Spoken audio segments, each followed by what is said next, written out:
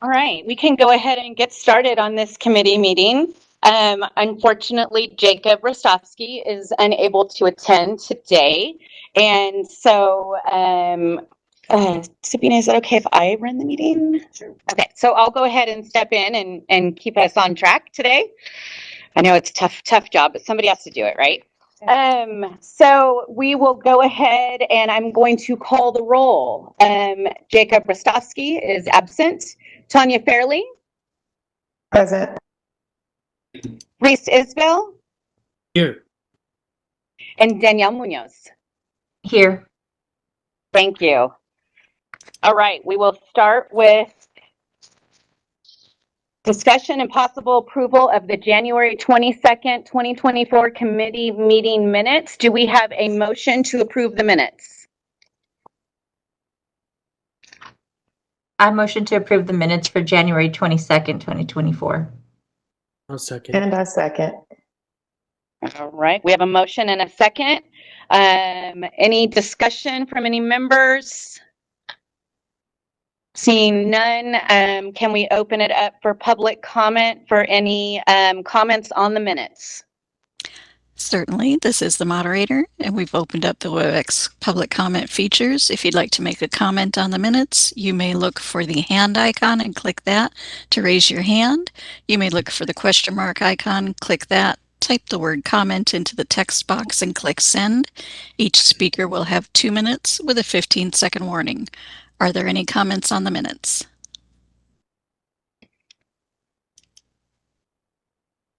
I do not see any requests for comment. Shall I close that feature?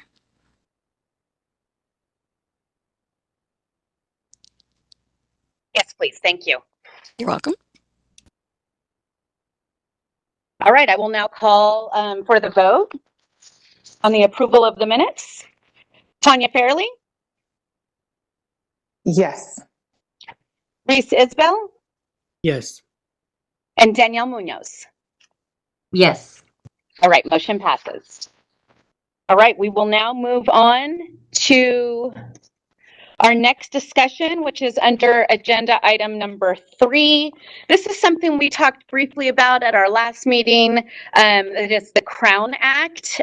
Of course, for this committee, we are talking about ways of how we could increase any type of diversity, equity, and inclusion in the industry. And the Crown Act is stands for creating a respectful and open world for natural hair. We've provided some information in your packet, just some history that was done on the Crown Act. The Crown Act has been adopted in 23 other states, such as Maine, New York, New Jersey, Washington, Maryland, Nevada. The list goes on. California has done some work. One, I know that they haven't had an educational standing on the Crown Act for ensuring that individuals that are in school are not treated differently because of their hair. We obviously just had a bill that passed in our legislature, AB 2166, which was passed and signed by the governor, and that requires barbering, cosmetology, and hairstyling courses to include instruction and instruction in the provision of services to individuals with all hair types, and textures, including but not limited to various curl or wave patterns, hair strand thickness, and volumes of hair. So this bill has, again, it goes into effect January 1. We have already notified all of our schools of this change. I've had positive feedback from schools. Most of the schools, I should say a very good number of schools already had this in their curriculum, and the textbooks that we use in the entire country already have it in their curriculum. And we also verified with our exam vendor that there's actually already questions. So there, for that bill, there's no implementation really other than letting people know and sort of promoting that this has taken place, which we have done that with schools. So not a big impact to us for that bill, but it is a good step in the right direction in this board in improving the diversity and equity throughout our industry. So with that, we let's see, we open it up to the committee if they have any questions or any discussions that they would like to have on this item. I would just like to say how excited I was when I got the news that the texture reform training in schools are now will be part of the curriculum. I think that, as we talked about, even with the manicurists, just stop separating and continue with the inclusion on all forms just makes a huge impact on our industry. I know for me, most of my friends are people that I know that do own schools. They are already teaching this curriculum. However, it is because they are African Americans, and this is part of how we get our students ready for the real world. So to have this being placed across every school is an amazing push, and it helps to strengthen the Crown Act.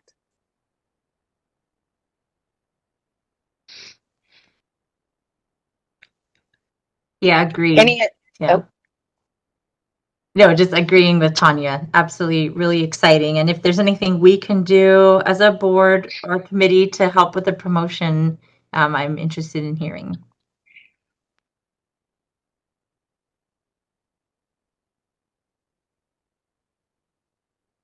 Agreed. All right, seeing no further comments from our committee members, I think we can go ahead and open this up for public comment. And this is the moderator. We've opened up the WebEx features for public comment. Is there any comment in the room?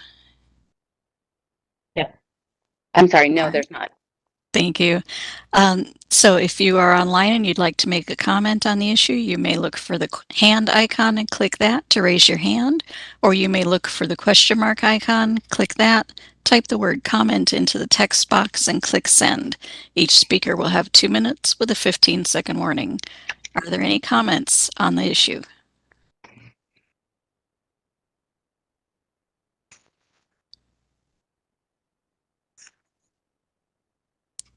I do not see any requests for comment. Shall I close that comment feature? Yes, please. Thank you. All right, if no further comments on that item, we will go ahead and move on to our next item, which is discussion and possible recommendations regarding diversity, equity, inclusion suggestions. So we do have a memo in your packet that we did a little bit of background, and we checked with some other states to see what they are doing, just to get kind of a feel of the country. We've listed that in your packets. I'm not going to go through every single one of them, but that is there for you to look at, and it's definitely something that we are looking at the staff level on ideas of ways we can increase it, just based on any type of social media or website additions that we could make. We also looked at our other California boards and bureaus and things that they're doing. They're holding monthly DEI focused workshops. They're highlighting DEI stories within their newsletters. They're updating continuing education criteria. We don't have that, so but that's great for them. Creating and maintaining internet pages that promote their industry to underrepresented groups.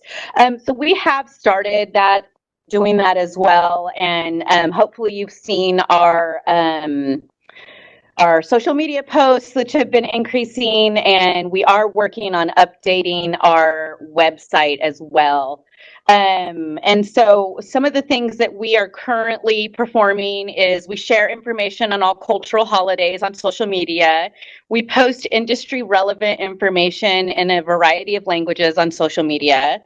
We translate board publications into Spanish, Vietnamese, Korean, and simplified Chinese and make them available on the board's website.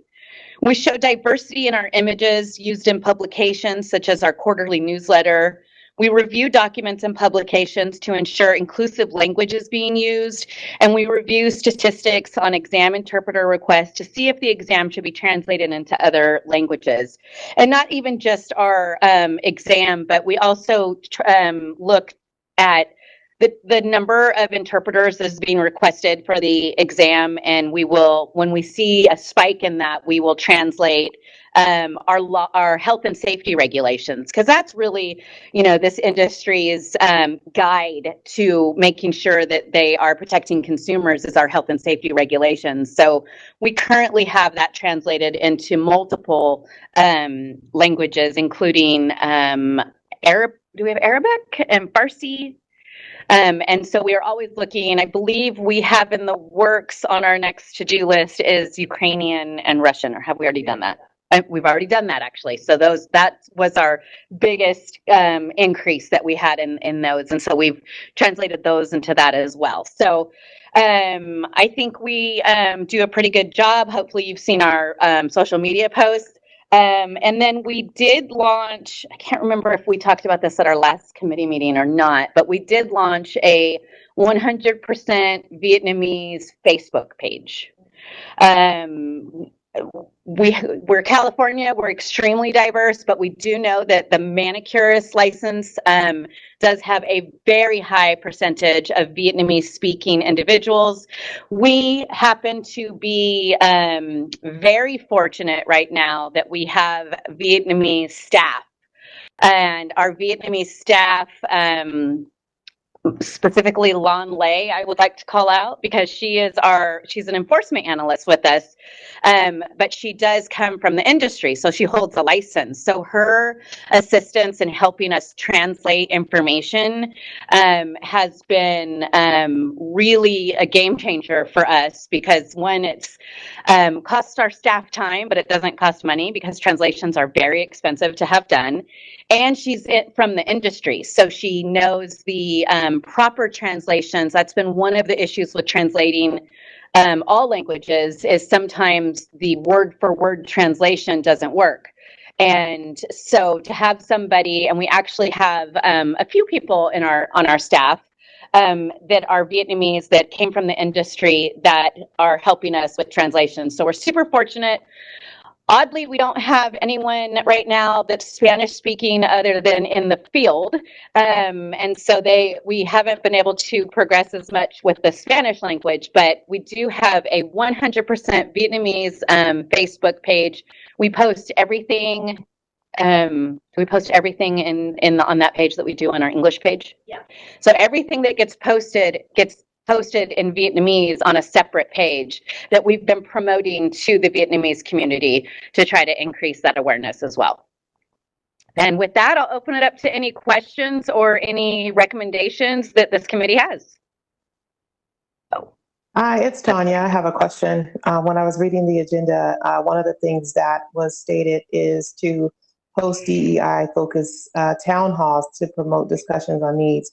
I guess my question is, and this is what's come up to me, various people, when these town halls are being held, one of the things that I've seen when I go back to look at them or feedback is that the people that are representing the board that are out the town halls do not represent the people that are in the community.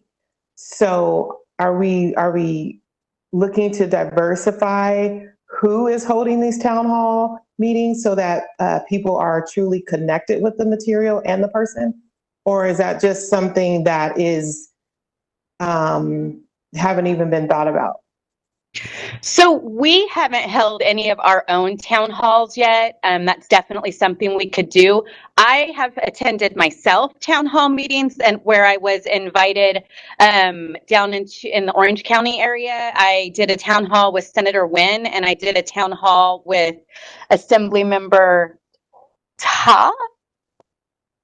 I feel bad that I'm forgetting the name, but And those were both predominantly Vietnamese. For one of those, it was a smaller town hall that was sort of an intimate group table chat. And I did bring with me our staff person, Lan Lei, who made a world of difference to be able to have somebody from the board speak with these individuals in their own language. And so, yes, it made a huge difference. We have also recently done several outreach events with the Sacramento area Mexican consulate. On those events, it has been our special investigator, Christian Gutierrez, who is Spanish speaking, and he has been able to attend those for us. I think he's done maybe 3 different events in the Spanish speaking community. He did a Facebook Live event. And so, yes, we totally agree. We are fortunate enough to have our special investigator Gutierrez in the field, who is Spanish speaking and is also a past licensee. So it's really great that we're fortunate right now to at least have Vietnamese speaking and Spanish speaking who not only work for the board, but also hold licenses from the board. And so they really have that background of going through school and being educated and tested in health and safety. So it makes a huge difference. So if we consider doing town halls in the future on our own, that was definitely something we would do. Awesome. I love this whole update, Christy. Thank you. It looks like we're doing a lot, and just in different areas too, from language inclusivity to the Crown Act, in just embedding things systemically. So thank you, first of all, for that. Very happy to see this. I want to revisit the really great survey that was put out, that we learned a lot about our licensees, like the demographics and who are our licensees in terms of DEIA. And I was just wondering if we are going to be creating a page, are we interested in providing an aggregate, just report back, this is what we learned from all of you from the survey we put out. And then I think that may help people just to see, kind of reflect back what we found from the surveys. Again, aggregates, nothing that's identifying anyone. And then maybe at a separate, a second opportunity, if there's anything that you want the DEI committee to lift up, or anything that you want to mention, either 1, attend our meetings, or 2, write into us. So I don't know what people think about just following back up and leveraging that really great survey that was done, and use that as a tool as well. I think that's a great idea, and we will look at that right away. Oh, yeah. Okay. Thank you all again. Looking over the updates you provided from other states, it really seems to me that we're a leader in this area. A lot of what the other states are doing we're expanding the area of what we can do with DEI, and I'm appreciative of that. I appreciate the staff really working hard on this and thinking through new ideas and new approaches. And I'm proud to be a Californian in this sense that we are working hard on taking a leadership role around the country on these activities.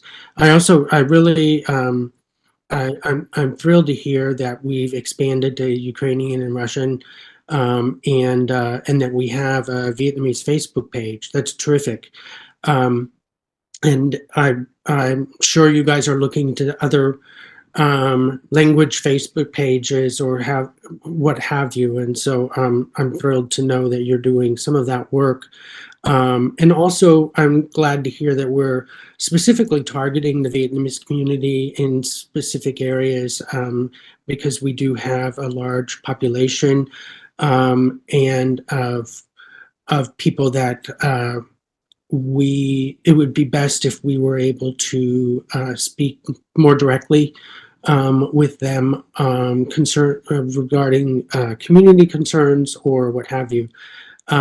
And so I'm just really impressed by all the work you guys are doing, and I don't know that I have any new ideas today, but I love that we're still coming up with new ideas, and I just really appreciate all the work you're doing. Thank you. All right, if no further comments from the committee, we can go ahead and open it up for public comment. And this is the moderator, and checking in just to make sure there is no public comment in the room. No, there's not. Thank you. If anyone logged into WebEx would like to make a comment, you may look for the hand icon and click that to raise your hand. You may look for the question mark icon, click that, type the word comment into the text box and click send. And each speaker will have 2 minutes with a 15-second warning. Are there any comments on the agenda item?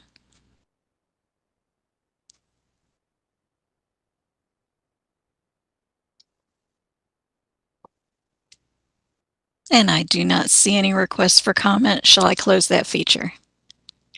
You can, Thank you. and then you can open it back up because the next agenda item is any public comment on items not on the agenda. Wonderful. If anyone would like to make a suggestion of a comment or a topic that is not on the agenda, you may look for the hand icon and click that to raise your hand. You may look for the question mark icon, click that, type the word comment into the text box and click send. Are there any comments on items not on the agenda?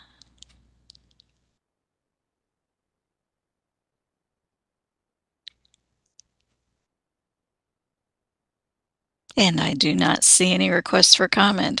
Shall I close that feature? Yes, please. Thank you. All right, and I did want to make one comment. I just want to thank our staff, Monica Burris and Miranda Alvarado, who are our social media gurus. So they have been the ones who are putting together all that information that you've been seeing on social media and doing a great job with that.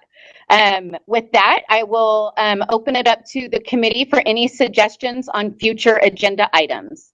And keeping in mind that you can always send that to me directly as well.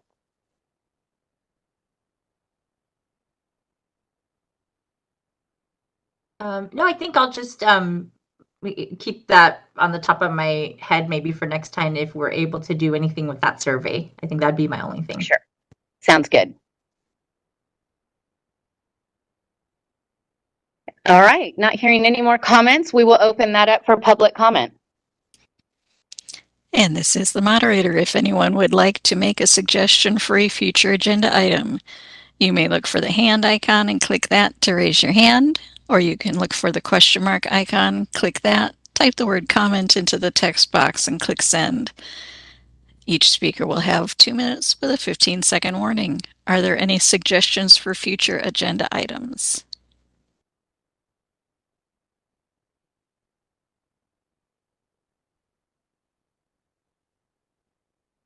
And I do not see any requests for comment. Shall I close that feature? Yes, please. Thank you. All right, everyone, this is the adjournment of our DEI committee. And if you could just give us all a few minutes, we will transfer over to our enforcement and inspections committee. Thank you so much. Hey, Christy, just a quick question. Yes. The health and safety is scheduled for 1, but is it directly after, or is it still scheduled for 1 o'clock? It's going to be held at 1 because we have people that are not board members. So we will keep that at a firm 1 o'clock today. Okay, that's what I wanted to check. So you. I will be back at 1 o'clock. Okay, Thank you. Thank you.